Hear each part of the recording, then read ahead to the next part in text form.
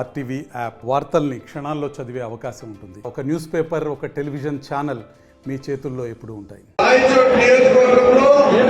వైఎస్ఆర్సీపీ పార్టీని ఓడించాలా అని చెప్పి ఏకైక లక్ష్యంతో పనిచేయాల్సిన బాధ్యత మనందరికీ.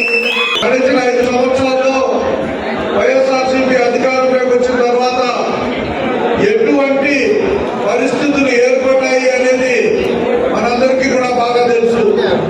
ఓ పక్క భూ ఆక్రమణలు, ఇసుక దోపిడీ, మట్టిలో దోపిడీ, మద్యంలో దోపిడీ, ఎటువంటి అభివృద్ధి కార్యక్రమాలు చేసే పరిస్థితి లేదు.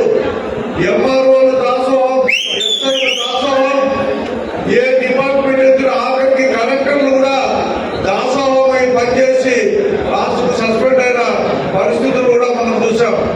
అంటే ఎంత పెద్ద ఎత్తున అధికారులందరూ కూడా ఈ పార్టీకి దాసోహమై ప్రజలకు ఎంత అన్యాయం చేశారనేది ఒకసారి మనం ఆలోచన చేయాలి. మనం ఈ 4-5 సంవత్సరాల్లో కరోనా తర్వాత ప్రతి గ్రామాన్ని ఈ రోజుకు నేను దాదాపు 85-90% అన్ని పల్లెలను కూడా ఇంటింటికి door to door Chandrababu Naidu గారి పాంప్లెట్ ఒక చేతల్లో పట్టుకొని ఈ రాష్ట్రంలో జరుగుతున్న అన్యాయాలు, అధిక ధరలు ఎట్లా దోపిడీ చేస్తారో వివరించే కార్యక్రమాన్ని, ప్రతి ఇంటికి చేరవేసే కార్యక్రమాన్ని నేను మొట్టమొదటి నుంచి కూడా ఈ రోజు వరకు కూడా కొనసాగిస్తూ వచ్చాను.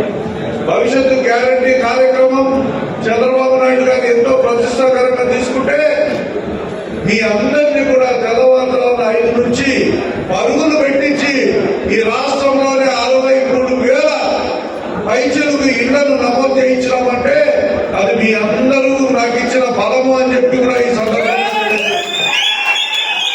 భవిష్యత్తు గ్యారంటీ కార్యక్రమంలో మనము రాష్ట్రంలోనే ఎన్నో నెలలు మొదటిగా ఉన్నాయి. అది గుర్తించలేదనే బాధతోనే నేను ఆ కార్యక్రమం చేయడం కూడా ఆపేసిన. ఇటీవల కాలంలో వైసీపీ నుంచి వచ్చి ఈ పార్టీని కబ్జా చేసే పరిస్థితులు ఏర్పడ్డాయి. వాళ్ళు టికెట్ల కోసం మ్యానిపులేట్ చేయడం, ఈ ఏదైతే సర్వేలు ఉన్నాయో లేకుంటే ఆ ఆఫీస్ పోయే ఇన్ఫర్మేషన్ అంతా కొనుగోలు చేయడం ద్వారా మంచి ఇన్ఫర్మేషన్ పార్టీ ఆఫీస్ పోకుండా అది కేవలం. మరిన్ని వీడియోస్ కోసం ఛానల్ ని సబ్స్క్రైబ్ చేయండి. లేటెస్ట్ అప్డేట్స్ కోసం వాట్సాప్ ఛానల్ ని ఫాలో చేయండి. అండ్ లింక్ డిస్క్రిప్షన్ లో ఉంది.